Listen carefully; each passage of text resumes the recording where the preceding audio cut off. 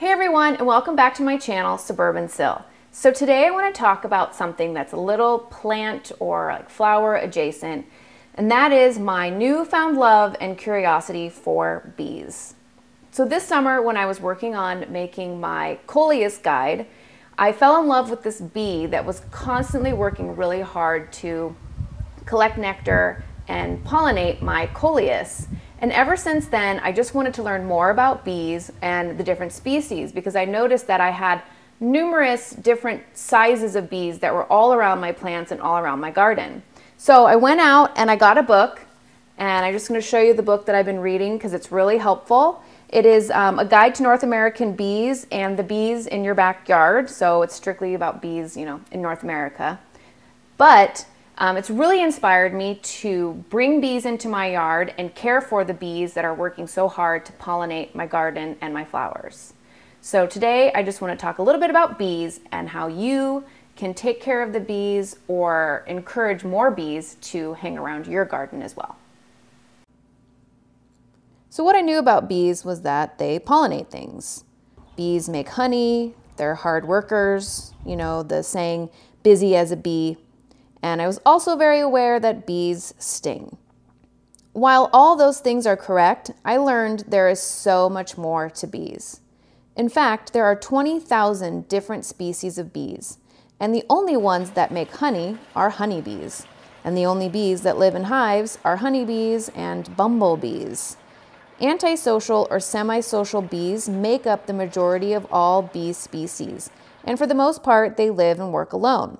The female bees lay the eggs and build the nests, usually in the ground or in some wooden log or hole, and they're really busy collecting nectar and pollen from flowers that they will then use to feed their young when they hatch.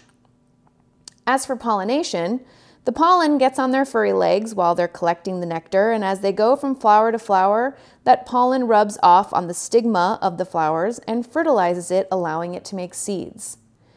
By the way, not all bees sting, and in fact, the bee sting evolved from a body part that used to be used for laying eggs, and over time it evolved into a stinger, and therefore, of the species that sting, it's strictly a female thing.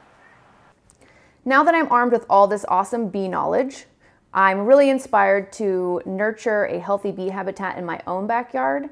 So today I want to try my hand at building my own bee's nest. Now, I know that you can go online and get some amazing bee houses, mason bee houses from some great sellers, but I find something really fun and enjoyable about building my own stuff. So I also like the idea of making it sustainable. So I got some scrap wood. Maybe you have some firewood laying around your yard.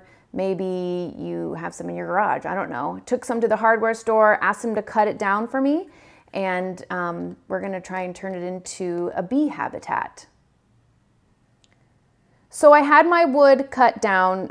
It's a 4x4 by 6.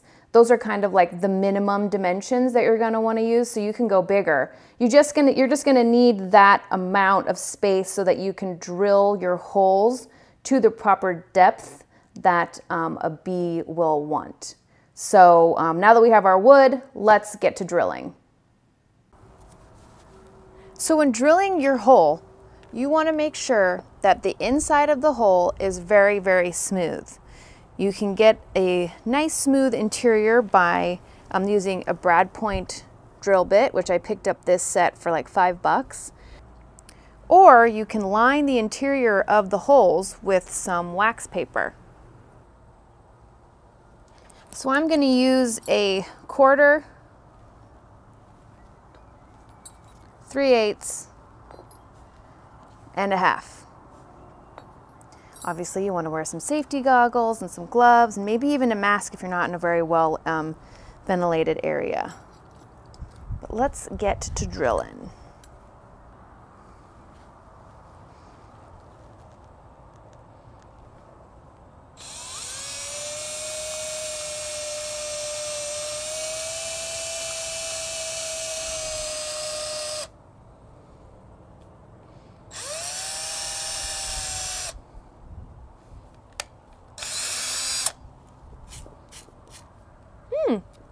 Nice and smooth. For the smaller holes, I'm gonna make my holes about 1.5 inches deep, the larger ones about 3 inches, and the middle size in between. So I've made a little measuring stick with some lines on it, so I'll know how deep to go.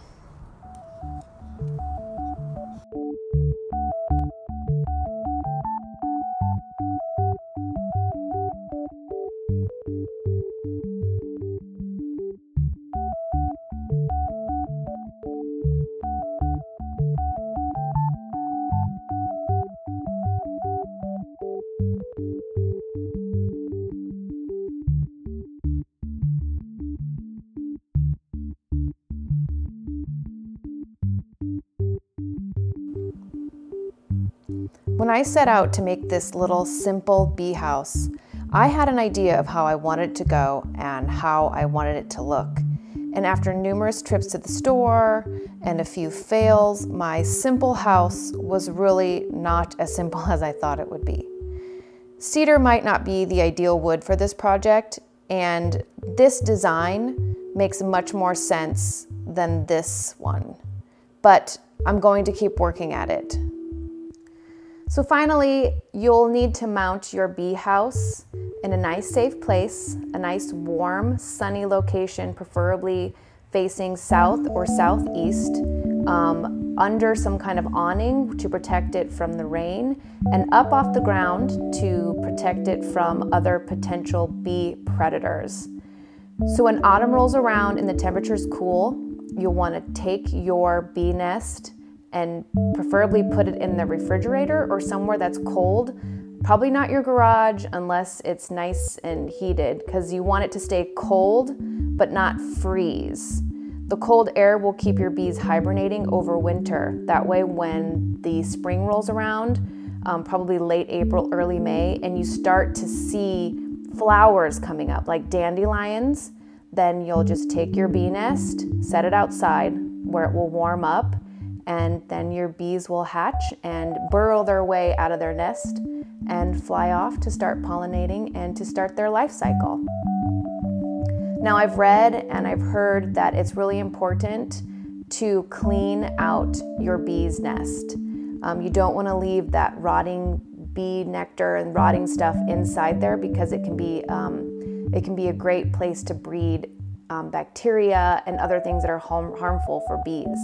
So if you don't think you have a nest that you can clean, then maybe you need to make a new one each year, but that's definitely something that you should keep in mind. So thanks for checking out my video and following along on my bee nest building journey. I hope that it has inspired you to help encourage bee habitat in your own backyard. I would welcome you to subscribe to Suburban Sill and stay up to date on all my plant journeys and plant projects and the fun videos that I have coming up here now that it's like winter or getting close to winter time. We'll be back inside talking mostly about houseplant care and other fun plant activities. So thanks again. Also follow me on Instagram at Suburban Sill, and check out my blog at suburbansill.com for other plant updates and plant stories. Thanks. See you next time.